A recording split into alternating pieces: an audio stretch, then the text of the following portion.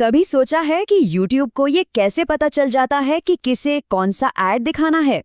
चलिए, आज इसी के पीछे की पूरी कहानी समझते हैं और जानते हैं कि पर्दे के पीछे ये सब काम कैसे करता है। अक्सर हम सबके साथ ऐसा होता है ना। हम कुछ देख रहे होते हैं और अचानक एक ऐसा ऐड आता है जो इतना रिलेटेबल लगता है कि थोड़ा अजीब भी लगता है। तो सवाल यही है कि ये होता कैसे है। तो इसका सारा खेल है पर्सनलाइज्ड एड्स का।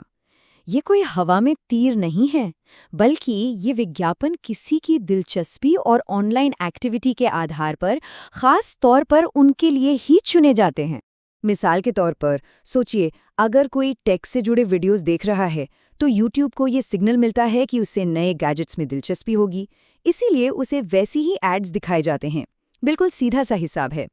तो फिर सवाल ये उठता है कि आखिर YouTube को ये सब पता कैसे चलता है।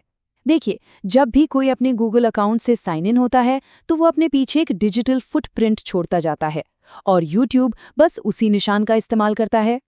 तो YouTube देखता क्या क्या है? असल में बहुत कुछ। ये 7 सबसे ज़रूरी सिग्नल है। इसमें सिर्फ ये नहीं है कि YouTube पर कौन से वीडियो देखे जा रहे हैं, बल्कि ये भी है कि फ़ोन पर कौन से ऐप्स इस्तेमाल हो रहे हैं, कौन-कौन सी वेबसाइट्स पर जाया जा रहा है, अरे लोकेशन, उम्र, जेंडर और हाँ, YouTube पर किए गए लाइक्स और कमेंट्स भी इसमें शामिल हैं। ये सब मिलकर एक डिजिटल प्रोफाइल तैयार करते हैं। और ये खेल सिर्फ YouTube तक ही नहीं रुका है।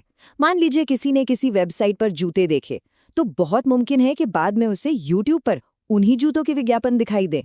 सब कुछ आपस में कनेक्टेड है। बिल्कुल वैसे ही अगर कोई अपने फ़ोन पर किसी शॉपिंग ऐप का इस्तेमाल करता है तो YouTube उस जानकारी का इस्तेमाल करके उसे YouTube ऐप के अंदर ही ऑनलाइन डील्स के विज्ञापन दिखा सकता है। लेकिन एक मिनट, तब क्या होता है जब कोई अपने अकाउंट में लॉगिन ही ना हो? क्या तब भी विज्ञापन दिखते हैं? हाँ, बिल्कुल दिखते हैं, लेकिन उनका तरीका थोड़ा अलग होता है। देखिए, दोनों में ज़मीन आसमान का फ़र्क है। जब कोई साइन इन होता है तो YouTube के पास उसकी पूरी ऑनलाइन हिस्ट्री होती है, लेकिन साइन इन ना होने पर विज्ञापन सिर्फ उस वीडियो के कंटेंट और डिवाइस की बेसिक जानकारी पर आधारित होते हैं। इसमें किसी भी पर्सनल डेटा का इस्तेमाल नहीं होता। तो अगर कोई बिना लॉगिन किए किसी कार का रिव्यू देख रहा है तो उसे कार के ही विज्ञापन दिखेंगे।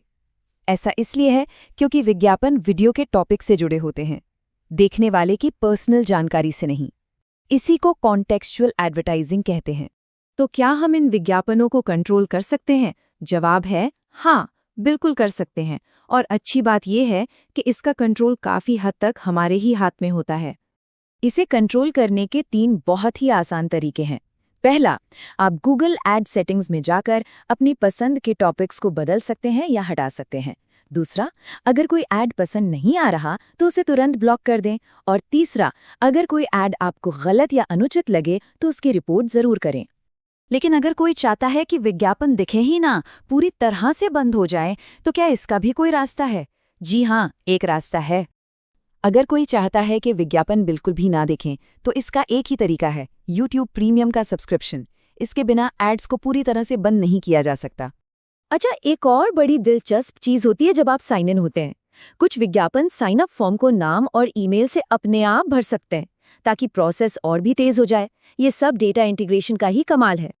तो चलिए, फटाफट से सारी ज़रूरी बातें एक बार फिर से दोहरा लेते हैं। YouTube के विज्ञापन हमारे ऑनलाइन व्यवहार के आधार पर दिखाए जाते हैं, खासकर तब जब हम साइन इन होते हैं।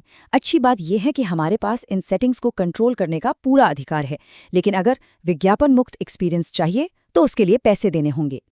और ये सब कुछ हमें एक बहुत बड़े और ज़रूरी सवाल पर लाकर खड़ा कर देता है। क्या मुफ्त कंटेंट का मज़ा लेने के लिए अपने डेटा के साथ ये समझौता करना ज़रूरी है? इस पर ज़रूर सोचिएगा।